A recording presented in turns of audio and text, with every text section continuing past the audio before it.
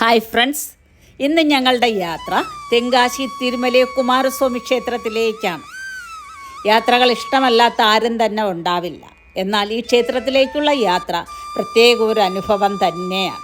ഇതൊരു ക്ഷേത്ര ദർശനം മാത്രമല്ല ഇവിടെ കിട്ടുക, ഇതൊരു ടൂറിസ്റ്റ് പ്ലേസും കൂടെയാണ്. അത്രയും മനോഹരമായ ഒരു അന്തരീക്ഷമാണ് അവിടെയുള്ളത്. ഇത് തിരുവനന്തപുരത്ത് നിന്നും 110 കിലോമീറ്റർ ദൂരത്താണ്. ഞങ്ങൾ പോയത് നെടുമങ്ങാട്, പാലോട്, കുളത്തിപ്പുഴ, തെന്മല, തെങ്കാശി വഴി. അതിമനോഹരമായ വഴിയോര കാഴ്ചകൾ കണ്ട് ഞങ്ങൾ ക്ഷേത്രത്തിൻ്റെ മുഖ്യ കവാടത്തിലെത്തി. അവിടെ എത്തിയാൽ ഒന്നേ പടികൾ കയറി നമുക്ക് അകത്ത് പോകാം, ഇല്ല എങ്കിൽ മുഖ്യ കവാടത്തിൽ നിന്ന് 50 രൂപ ടിക്കറ്റ് എടുത്ത് 2 കിലോമീറ്ററോളം ദൂരം പാറകൾക്കിടയിലൂടെയുള്ള അതിമനോഹരമായ കാഴ്ചകൾ കണ്ട് നമുക്ക് ക്ഷേത്രനടയിലെത്താം. അല്ലെങ്കിൽ തൊട്ടടുത്ത ഗണപതി അമ്പലത്തിൽ നിന്ന് പടികൾ കയറാം. ക്ഷേത്രത്തിലെത്തിയാലും അവിടെ ഒരു ചെറിയ കവാടമുണ്ട്. അത് കയറിയാൽ 1-2 കടകൾ കാണാം. അതിനടുത്തായി ഒരു ചെറിയ ഗണപതി അമ്പലം. നമുക്ക് പോയി ഗണപതിയെ ദർശിച്ചതിന് ശേഷം നമുക്ക് ക്ഷേത്രത്തിൻ്റെ മുഖ്യ കവാടത്തിലേക്ക് നടക്കാം. അവിടെ എത്തിയാൽ അതിമനോഹരമാണ് അതിൻ്റെ മുഖ്യ കവാട ഗോപുര കാഴ്ചകൾ. അതിമനോഹരമാണ്. കൊത്തുപണികളാലും ചിത്രപണികളാലും അതിമനോഹരമാണ് ക്ഷേത്ര കവാടം.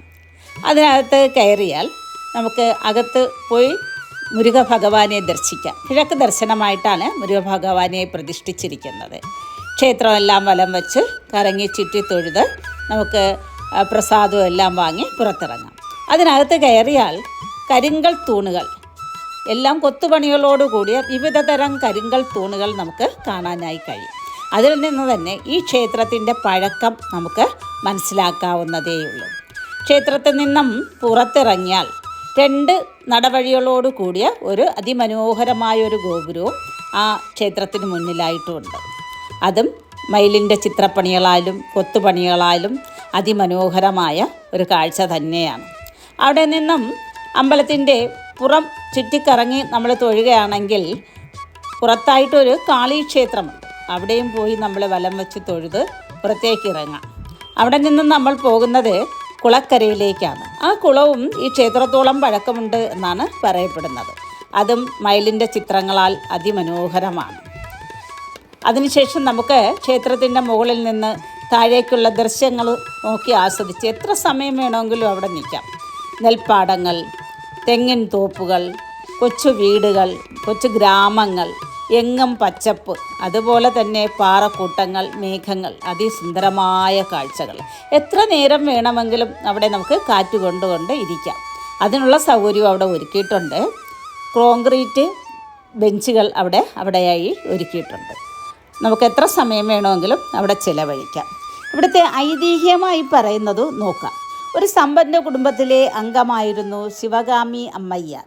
ഒരു മനുഷ്യസ്നേഹിയായ ഒരു കർഷകനായ കങ്കമുത്തുവിനെ കല്യാണം കഴിച്ചു. ഇദ്ദേഹം നല്ല ഭക്തനായിരുന്നു. ഇവർ ഹനുമാൻ നദിക്ക് കുറുകെ ഒരു പാലം കെട്ടി. ഇത് കങ്കമുത്തു പാലം എന്നാണ് അറിയപ്പെട്ടിരുന്നത്. ഇവർക്ക് മക്കളില്ലായിരുന്നു. ആ കാലത്ത് വാളാർ മസ്താൻ എന്ന പുണ്യപുരോഹിതൻ ഒരിക്കൽ ഗ്രാമം സന്ദർശിക്കാനായി അവിടെ എത്തി. ഇവർ അദ്ദേഹത്തിൻ്റെ ഉപദേശം തേടി. അദ്ദേഹം തിരുമലക്കുന്നിൽ തങ്ങളുടെ കുടുംബദേവതയെ സേവിക്കാൻ വാളാർ മസ്താൻ അവരോട് പറഞ്ഞു. എന്നാൽ ശിവഗാമി അമ്മയ്യാർ സ്വപ്നത്തിൽ മുരുക ഭഗവാൻ പ്രത്യക്ഷപ്പെട്ടതായി കണ്ടു. അവിടെ ഒരു അമ്പലം പണിയാൻ പറഞ്ഞതായും പറഞ്ഞു. അങ്ങനെ അവർ അമ്പലം പണിതു.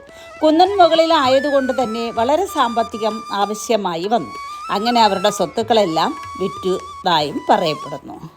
ചരിത്രപരമായി പറഞ്ഞാൽ ഒരിക്കൽ തിരുമല കാളിയമ്മൻ ക്ഷേത്രത്തിലെ പൂവൻ ഭട്ടർ സ്വാമി തിരുമല മുരുകൻ പ്രത്യക്ഷപ്പെട്ട് അച്ചൻകോവിലേക്കുള്ള വഴിയിൽ കൊട്ടത്തരാടിൽ സ്ഥിതി ചെയ്യുന്ന ഒരു മുളങ്കാട്ടിനടിയിലുള്ള സ്വാമി തിരുമല മുരുകൻ്റെ വിഗ്രഹം കണ്ടെത്താൻ ആവശ്യപ്പെട്ടു.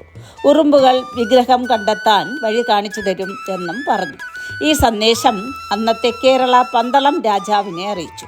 സ്വപ്നത്തിൽ പറഞ്ഞതുപോലെ രാജാവും ഭട്ടറും കൊട്ടത്തരാട്ടിലേക്ക് പോയി. ഉറുമ്പുകൾ വഴിയൊരുക്കി തിരുമല മുരുകൻ്റെ പ്രതിമ കണ്ടെത്തി.